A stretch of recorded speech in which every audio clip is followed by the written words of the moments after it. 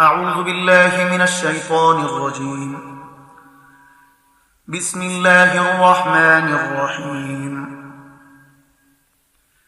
تبارك الذي بيده الملك وهو على كل شيء قدير، الذي خلق الموت والحياة ليبلوكم أيكم أحسن عملا وهو العزيز الغفور، الذي خلق 7 سماوات طباقا ما ترى في خلق الرحمن من تفاوت فارجع البصر هل ترى من فتور، ثم ارجع البصر كرتين ينقلب إليك البصر خاسئا وهو حسير، ولقد زينا السماء الدنيا بمصابيح وجعلناها رجوما للشياطين وأعتدنا لهم عذاب السعير،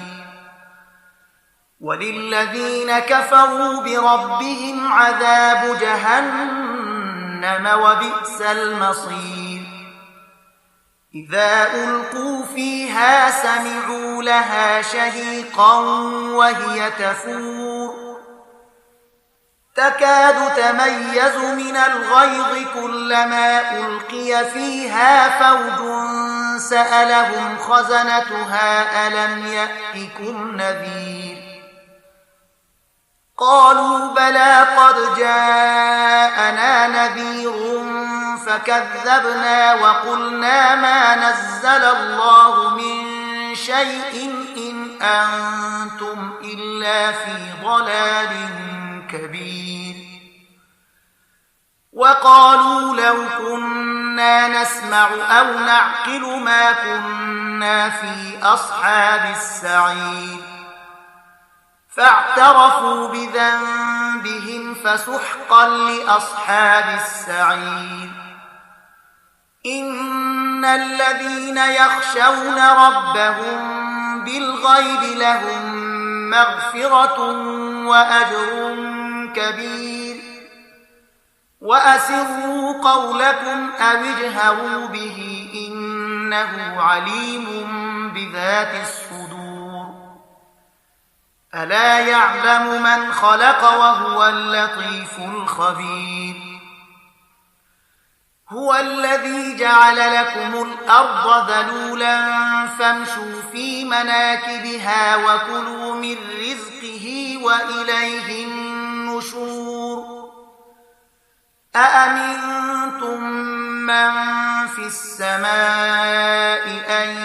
يخسف بكم الأرض فإذا هي تمور، أم أمنتم من في السماء أن يرسل عليكم حاصبا فستعلمون كيف نذير، ولقد كذب الذين من قبلهم فكيف كان نكير، أولم يروا إلى الطير فوقهم صافات ويقبض ما يمسكهن إلا الرحمن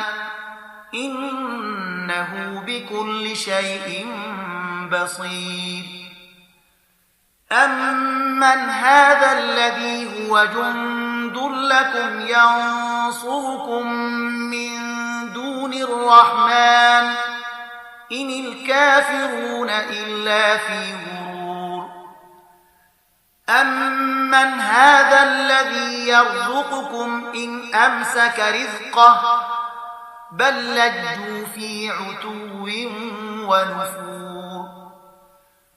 أفمن يمشي مكبا على وجهه أهدى أمن يمشي سويا على صراط مستقيم،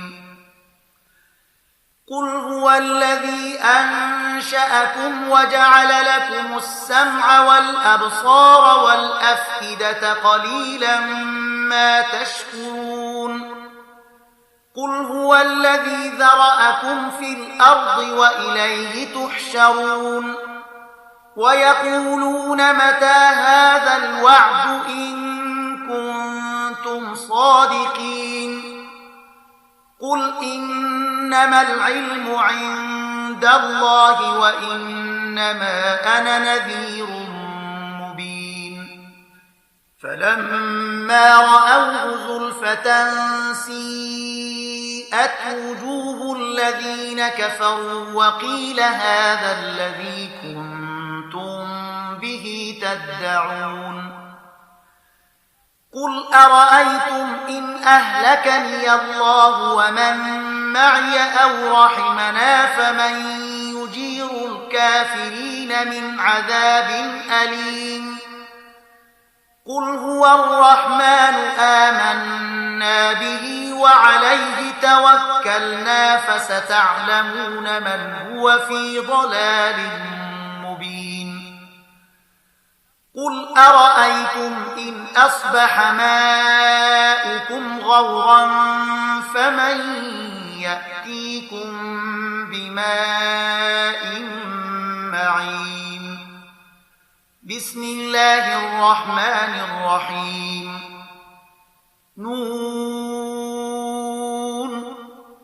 والقلم وما يسطرون ما أنت بنعمة ربك بمجنون وإن لك لأجرا غير ممنون وإنك لعلى خلق عظيم فستبصر ويبصرون بأيكم المفتون إن ربك هو أعلم بمن ضل عن سبيله وهو أعلم بالمهتدين فلا تطع المكذبين ودوا لو تدهن فيدهنون ولا تطع كل حلاف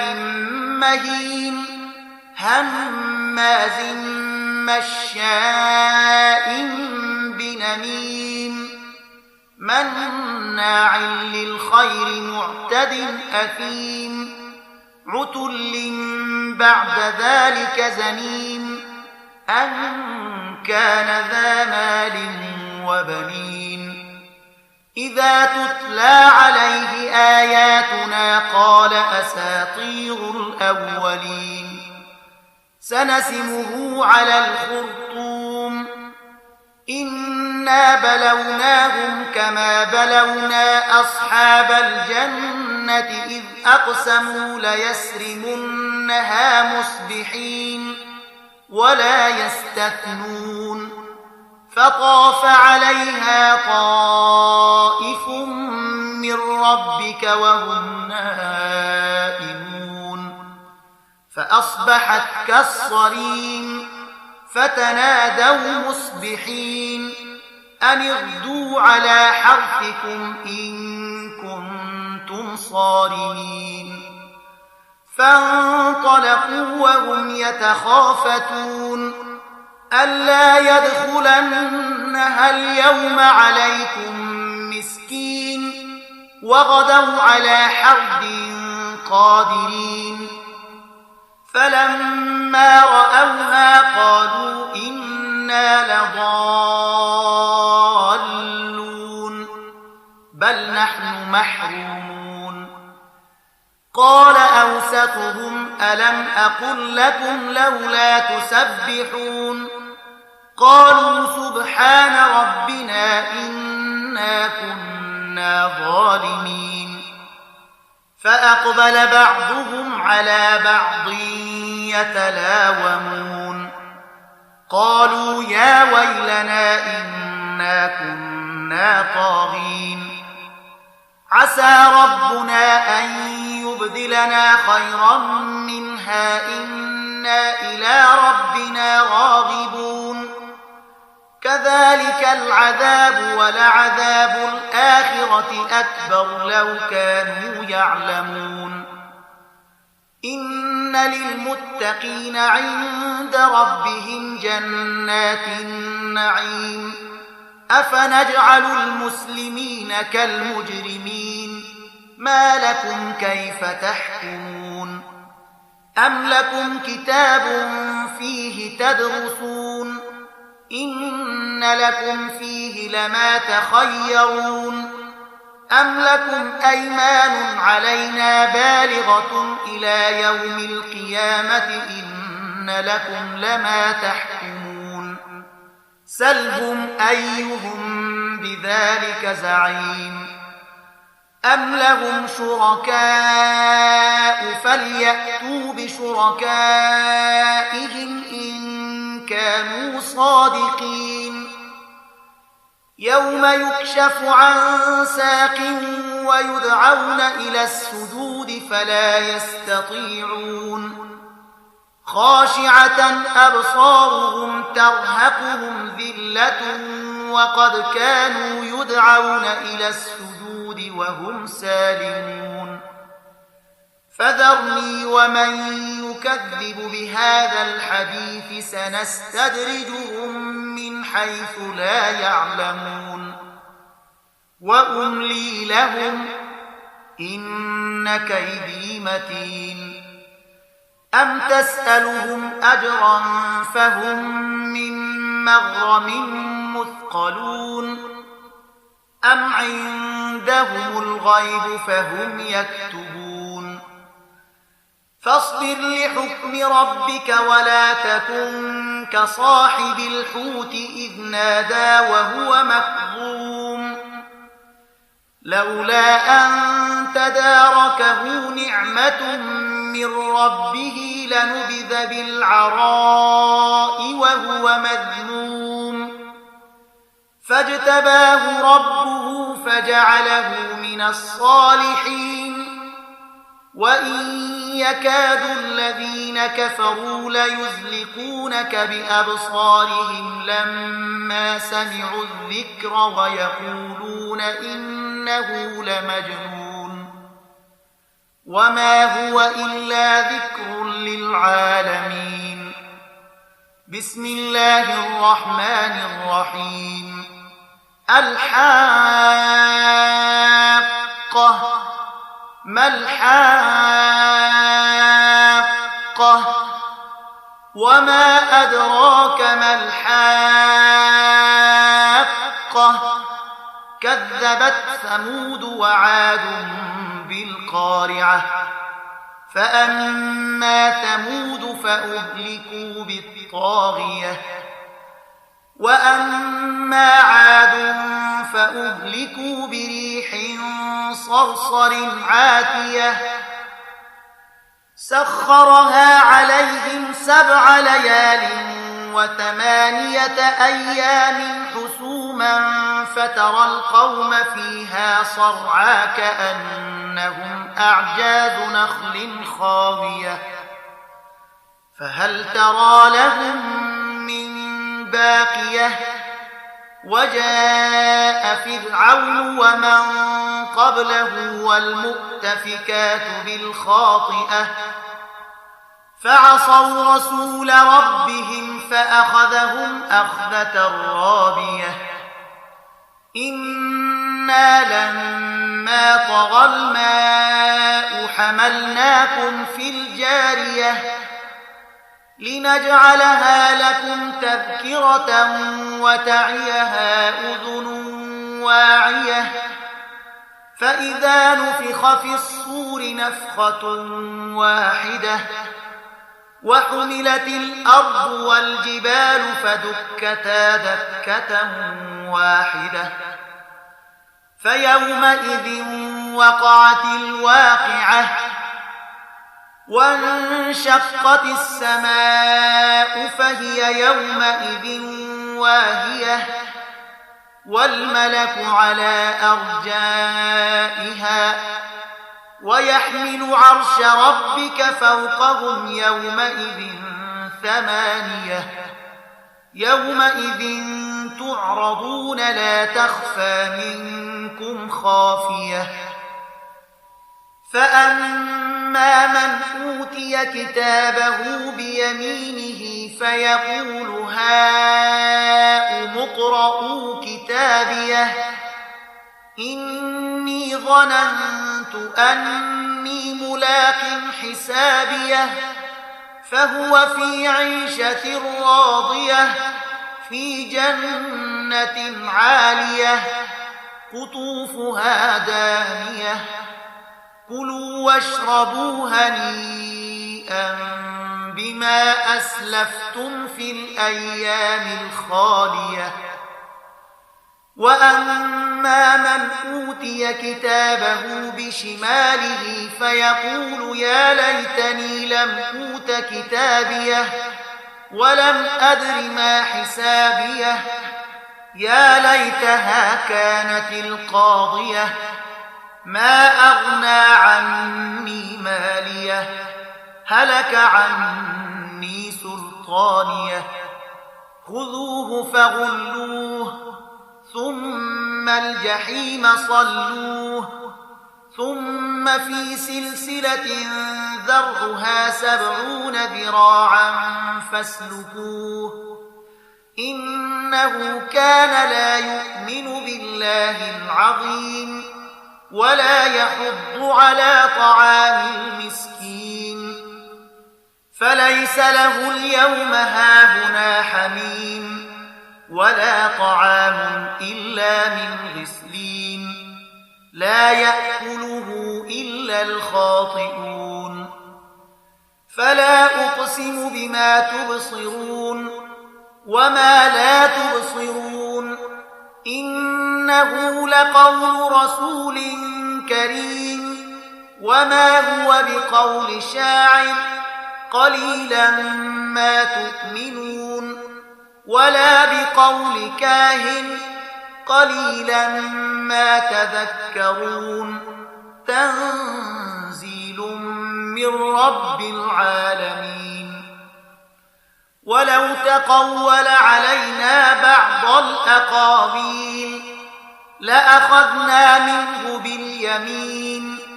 ثم لقطعنا منه الوتين فما منكم من أحد عنه حاجزين وإنه لتذكرة للمتقين وإنا لنعلم أن منكم مكذبين وإنه لحسرة على الكافرين وإنه لحق اليقين فسبح باسم ربك العظيم بسم الله الرحمن الرحيم سأل سائل بعذاب واقع للكافرين ليس له دافع من الله ذي المعارج تعرج الملائكة والروح إليه في يوم كان مقداره 50,000 سنة فاصبر صبرا جميلا إنهم يرونه بعيدا ونراه قريبا يوم تكون السماء كالمهل وتكون الجبال كالعهن ولا يسأل حميم حميما يبصرونهم يود المجرم لو يفتدي من عذاب يومئذ ببنيه وصاحبته وأخيه وفصيلته التي تؤويه ومن في الأرض جميعا ثم ينجيه كلا إنها لظى نزاعة للشوى تدعو من أدبر وتولى وجمع فأوعى إن الإنسان خلق هلوعا إذا مسه الشر جزوعا وإذا مسه الخير منوعا إلا المصلين الذين هم على صلاتهم دائمون والذين في أموالهم حق معلوم للسائل والمحروم والذين يصدقون بيوم الدين والذين هم من عذاب ربهم مشفقون إن عذاب ربهم غير مأمون والذين هم لفروجهم حافظون إلا على أزواجهم أو ما ملكت أيمانهم فإنهم غير ملومين فمن ابتغى وراء ذلك فأولئك هم العادون والذين هم لأماناتهم وعهدهم راعون والذين هم بشهاداتهم قائمون والذين هم على صلاتهم يحافظون أولئك في جنات مكرمون فما للذين كفروا قبلك مهطعين عن اليمين وعن الشمال عزين أيطمع كل امرئ منهم أن يدخل جنة نعيم كلا إنا خلقناهم مما يعلمون فلا أقسم برب المشارق والمغارب إنا لقادرون على أن نبدل خيرا منهم وما نحن بمسبوقين فذرهم يخوضوا ويلعبوا حتى يلاقوا يومهم الذي يوعدون يوم يخرجون من الأجداث سراعا كأنهم إلى نصب يوفضون خاشعة أبصارهم ترهقهم ذلة ذلك اليوم الذي كانوا يوعدون بسم الله الرحمن الرحيم إنا أرسلنا نوحا إلى قومه أن أنذر قومك من قبل أن يأتيهم عذاب أليم قال يا قوم إني لكم نذير مبين أن اعبدوا الله واتقوه وأطيعون يغفر لكم من ذنوبكم ويؤخركم إلى أجل مسمى إن أجل الله إذا جاء لا يؤخر لو كنتم تعلمون قال رب إني دعوت قومي ليلا ونهارا فلم يزدهم دعائي إلا فرارا وإني كلما دعوتهم لتغفر لهم جعلوا أصابعهم في آذانهم واستغشوا ثيابهم وأصروا واستكبروا استكبارا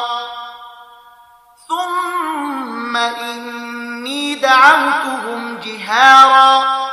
ثم إني أعلنت لهم وأسررت لهم إسرارا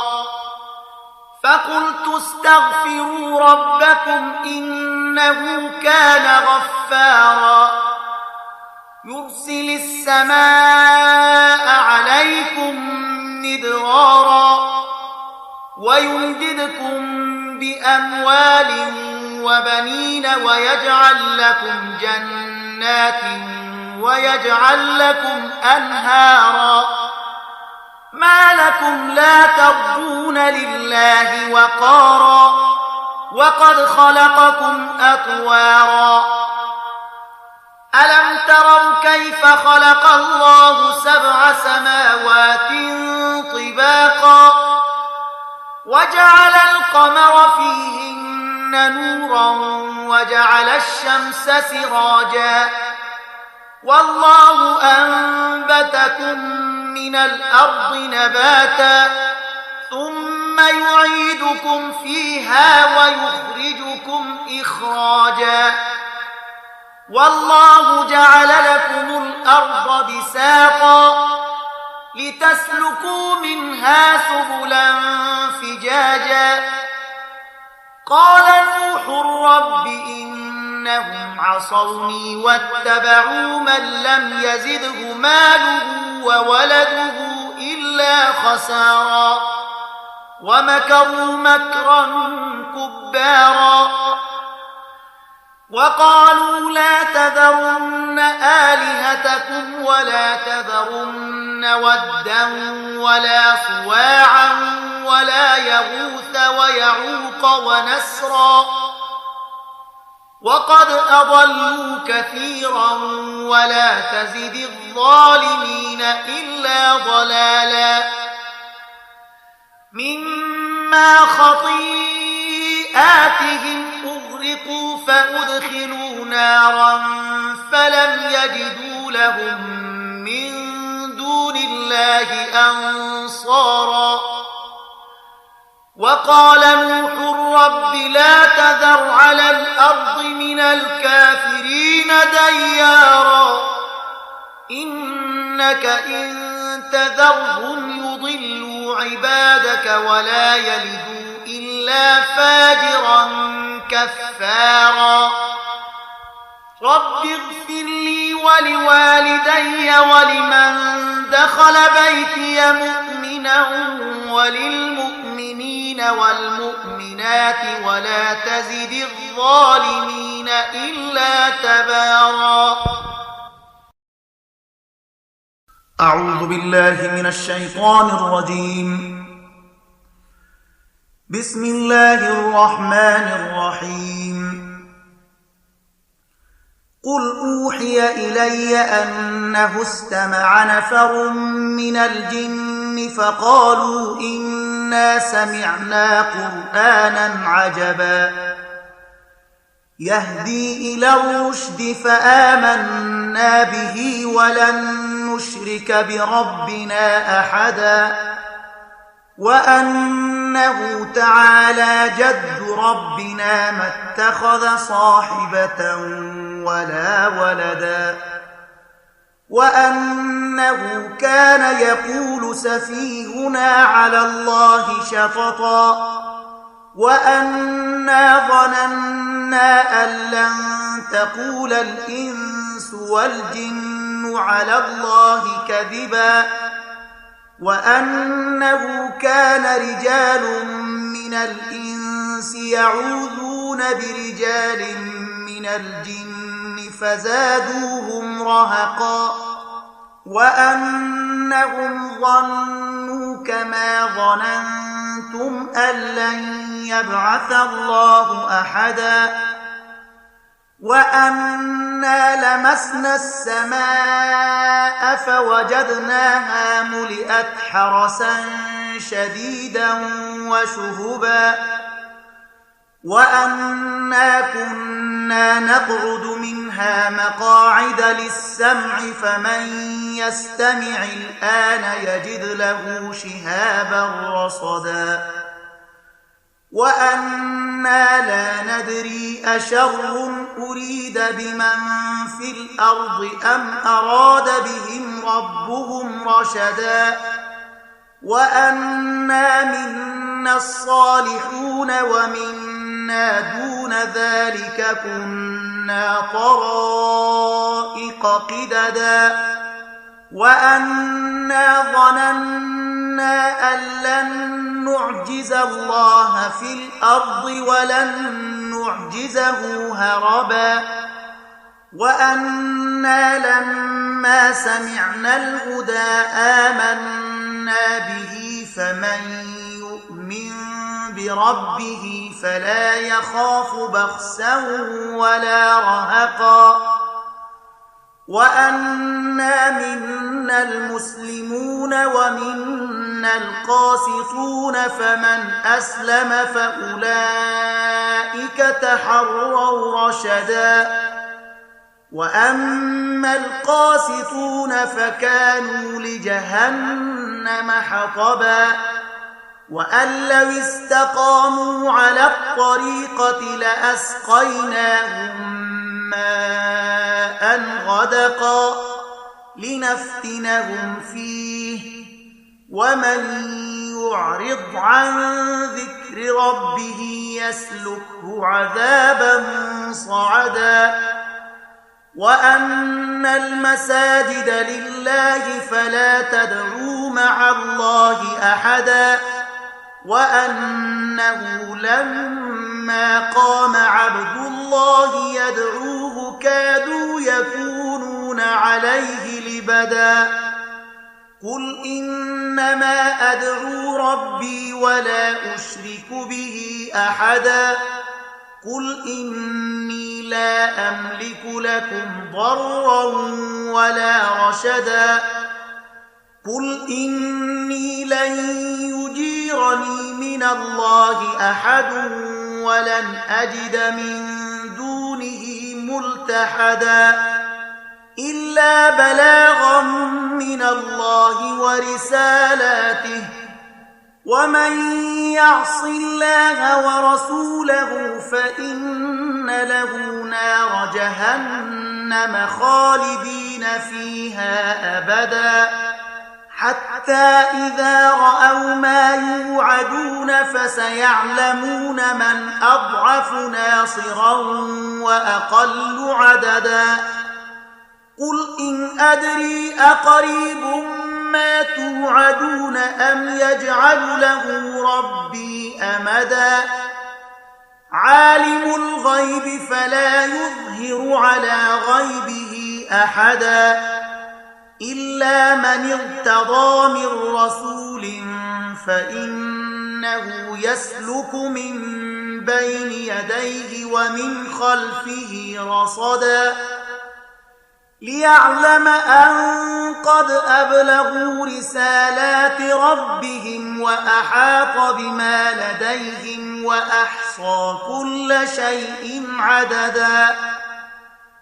بسم الله الرحمن الرحيم يا أيها المزمل قم الليل إلا قليلا نصفه أو انقص منه قليلا أو زد عليه ورتل القرآن ترتيلا إنا سنلقي عليك قولا ثقيلا إن ناشئة الليل هي أشد وطئا وأقوم قيلا إن لك في النهار سبحا طويلا واذكر اسم ربك وتبتل إليه تبتيلا رب المشرق والمغرب لا إله إلا هو فاتخذه وكيلا واصبر على ما يقولون واهجرهم هجرا جميلا وذرني والمكذبين أولي النعمة ومهلهم قليلا إن لدينا أنكالا وجحيما وطعاما ذا غصة وعذابا أليما يوم ترجف الأرض والجبال وكانت الجبال كثيبا مهيلا إنا أرسلنا إليكم رسولا شاهدا عليكم كما أرسلنا إلى فرعون رسولا فعصى فرعون الرسول فأخذناه أخذا وبيلا فكيف تتقون إن كفرتم يوما يجعل الولدان شيبا السماء منفطر به كان وعده مفعولا إن هذه تذكرة فمن شاء اتخذ إلى ربه سبيلا إن ربك يعلم أنك تقوم أدنى من ثلثي الليل ونصفه وثلثه وطائفة من الذين معك والله يقدر الليل والنهار علم أن لن تحصوه فتاب عليكم فاقرؤوا ما تيسر من القرآن علم أن سيكون منكم مرضى وآخرون يضربون في الأرض يبتغون من فضل الله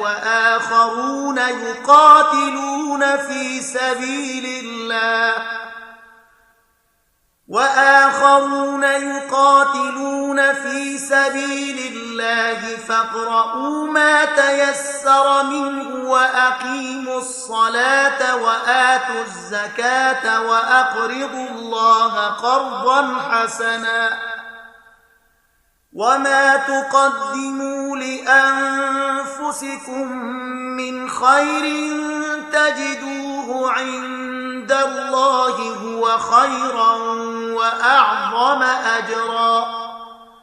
واستغفروا الله إن الله غفور رحيم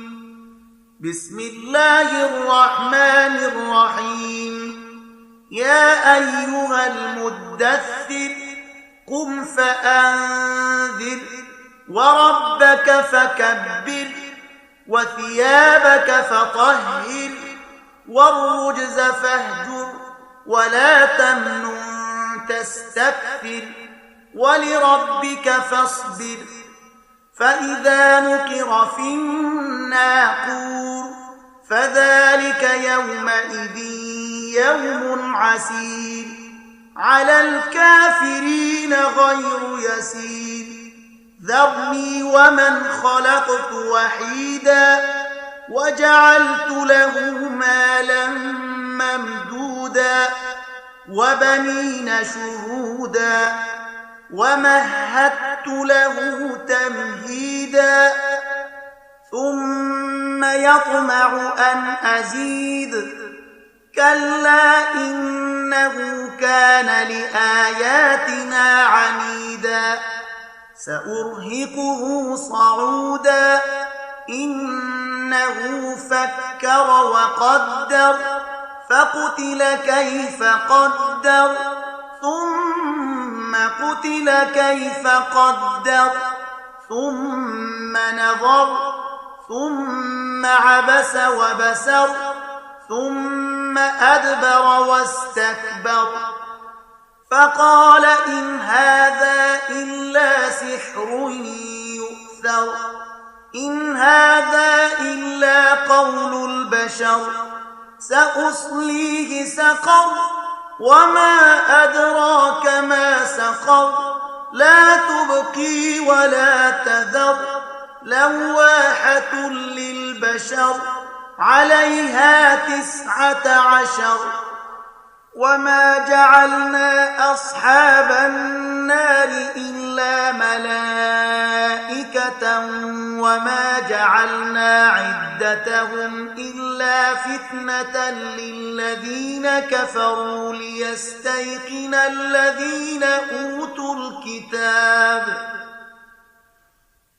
ليستيقن الذين أوتوا الكتاب ويزداد الذين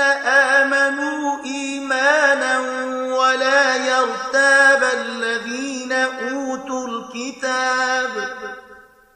ولا يرتاب الذين أوتوا الكتاب والمؤمنون وليقول الذين في قلوبهم مرض والكافرون ماذا أراد الله بهذا مثلا كذلك يضل الله من يشاء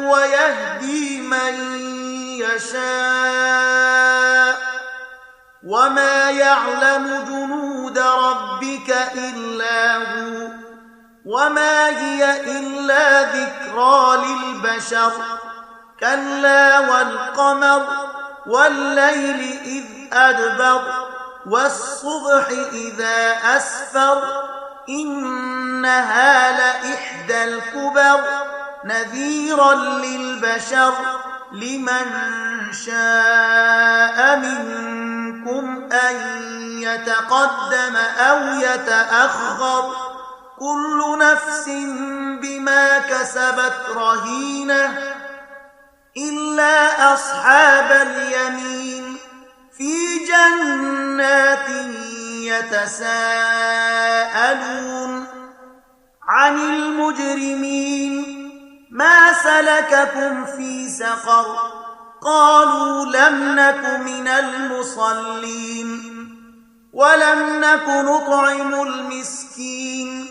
وكنا نخوض مع الخائضين وكنا نكذب بيوم الدين حتى أتانا اليقين فما تنفعهم شفاعة الشافعين فما لهم عن التذكرة معرضين كأنهم حمر مستنفرة فرت من قسورة بل يريد كل امرئ منهم أن يؤتى صحفا منشرة كلا بل لا يخافون الآخرة كلا إنه تذكرة فمن شاء ذكره وما يذكرون إلا أن يشاء الله هو أهل التقوى وأهل المغفرة بسم الله الرحمن الرحيم لا أقسم بيوم القيامة ولا أقسم بالنفس اللوامة أيحسب الإنسان أن لن نجمع عظامه بلى قادرين على أن نسوي بنانه بل يريد الإنسان ليفجر أمامه يسأل أيان يوم القيامة فإذا برق البصر وخسف القمر وجمع الشمس والقمر يقول الإنسان يومئذ أين المفر كلا لا وزر إلى ربك يومئذ المستقر ينبأ الإنسان يومئذ بما قدم وأخر بل الإنسان على نفسه بصيرة ولو ألقى معاذيره لا تحرك به لسانك لتعجل به إن علينا جمعه وقرآنه فإذا قرأناه فاتبع قرآنه ثم إن علينا بيانه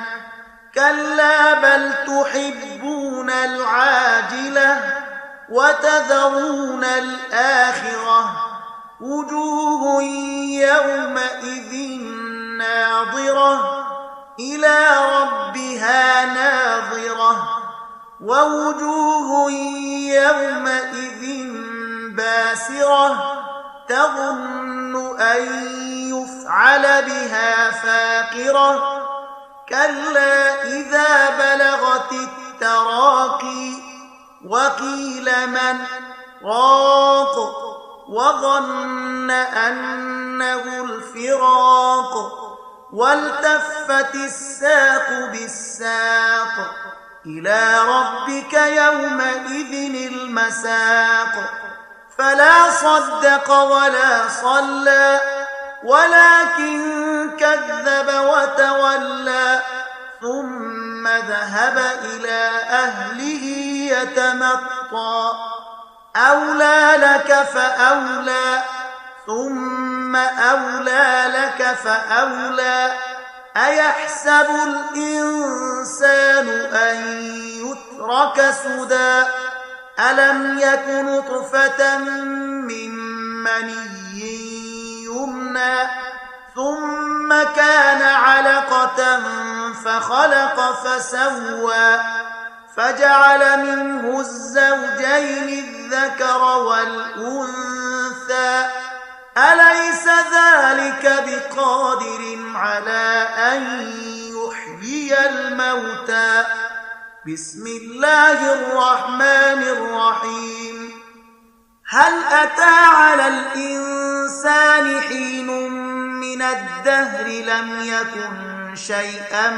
مذكورا إنا خلقنا الإنسان من نطفة أمشاج نبتليه فجعلناه سميعا بصيرا إنا هديناه السبيل إما شاكرا وإما كفورا إنا أعتدنا للكافرين سلاسل وأغلالا وسعيرا إن الأبرار يشربون من كأس كان مزاجها كافورا عينا يشرب بها عباد الله يفجرونها تفجيرا يوفون بالنذر ويخافون يوما كان شره مستطيرا ويطعمون الطعام على حبه مسكينا ويتيما وأسيرا إنما نطعمكم لوجه الله لا نريد منكم جزاء ولا شكورا إنا نخاف من ربنا يوما عبوسا قمطريرا فوقاهم الله شر ذلك اليوم ولقاهم نضرة وسرورا وجزاهم بما صبروا جنة وحريرا متكئين فيها على الأرائك لا يرون فيها شمسا ولا زمهريرا ودانية عليهم ظلالها وذللت قطوفها تذليلا ويطاف عليهم بآنية من فضة وأكواب كانت قوارير من فضة قدروها تقديرا ويسقون فيها كأسا كان مزاجها زنجبيلا عينا فيها تسمى سلسبيلا ويطوف عليهم ولدان مخلدون إذا رأيتهم حسبتهم لؤلؤا منثورا وإذا رأيت ثم رأيت نعيما وملكا كبيرا عاليهم ثياب سندس خضر واستبرق وحلوا أساور من فضة وسقاهم ربهم شرابا طهورا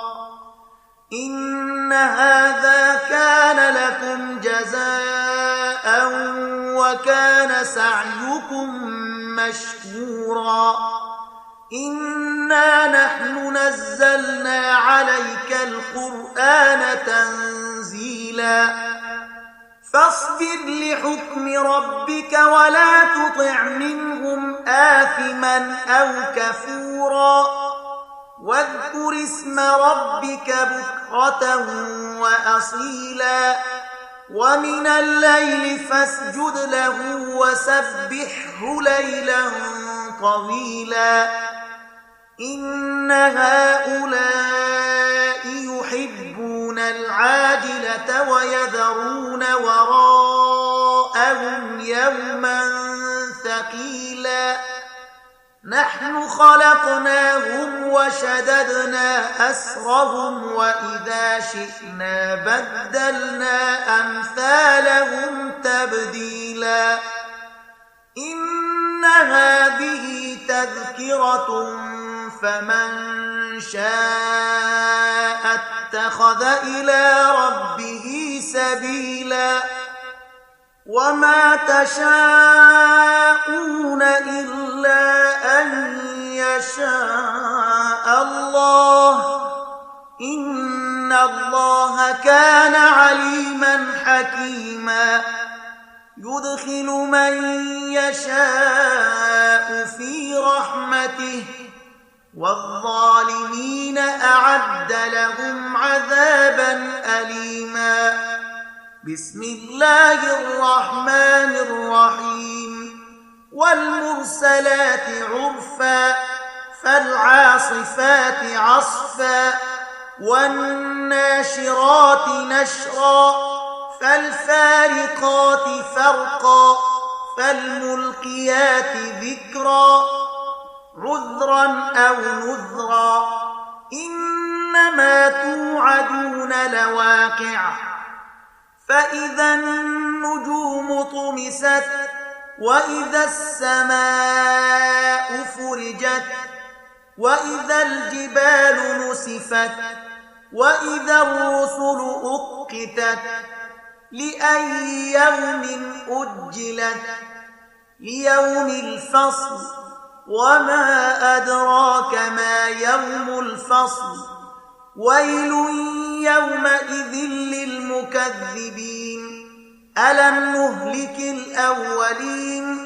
ثم نطبعهم الآخرين كذلك نفعل بالمجرمين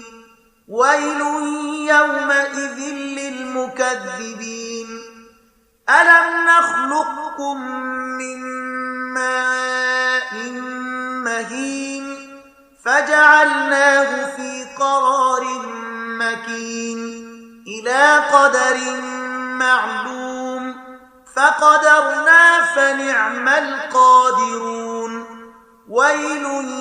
يومئذ للمكذبين ألم نجعل الأرض كفاتا أحياء وأمواتا وجعلنا فيها رواسي شامخات وأسقيناكم ماء فراتا ويل يومئذ للمكذبين انطلقوا إلى ما كنتم به تكذبون انطلقوا إلى ظل ذي 3 شعب لا ظليل ولا يغني من اللهب إنها ترمي بشرر كالقصر كأنه جمالة صفر ويل يومئذ للمكذبين هذا يوم لا ينطقون ولا يؤذن لهم فيعتذرون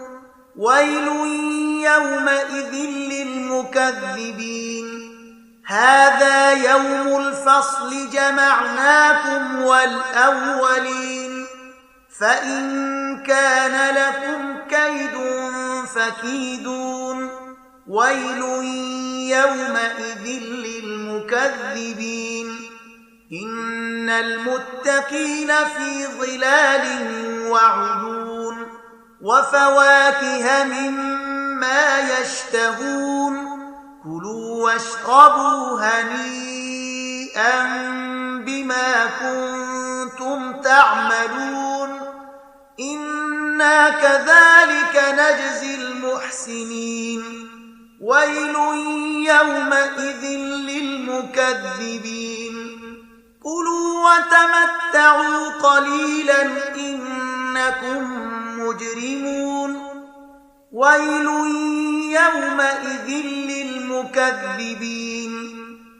وإذا قيل لهم اركعوا لا يركعون ويل يومئذ للمكذبين فبأي حديث بعده يؤمنون صدق الله العظيم.